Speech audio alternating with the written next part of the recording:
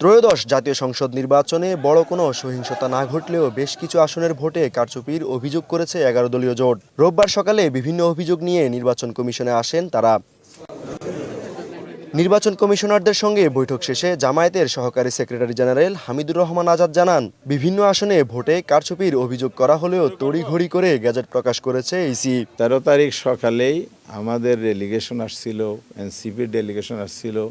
তারা বলেছে আপনারা গেজেট প্রকাশ করবেন না, আমাদের এই কমপ্লেনগুলো আছে পুনর্গণনা, বিশেষ করে এই কয়টি আসন স্থগিত রেখেই পুনর্গণনার মধ্য দিয়ে স্বচ্ছতার সাথে আপনারা রেজাল্টটা দেন, তারপরে গেজেট দেন। এছাড়া ছায়া সরকারের ব্যাপারে 11 দলীয় জোট আনুষ্ঠানিকভাবে কোনো সিদ্ধান্ত নেয়নি বলেও জানান তিনি। এই বিষয়ে আমরা আনুষ্ঠানিক আলোচনা করে নেই, এখানে সবাই একটা মত দিচ্ছে। নে 2 বেলা খাবি ফ্যান্টাস্টিক নিমো খালাল সল্টেড বিস্কুট। আমরা আনুষ্ঠানিক আলোচনা হওয়ার পরে আপনাদেরকে জানাবো।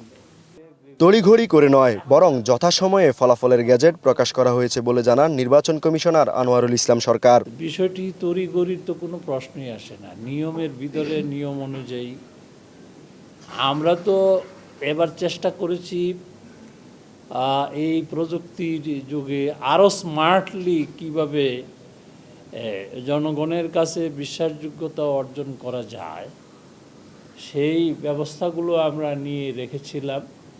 এছাড়া নির্বাচিত বিজয়ীদের শপথ পড়ানোর বিষয়ে কথা বলেন তিনি।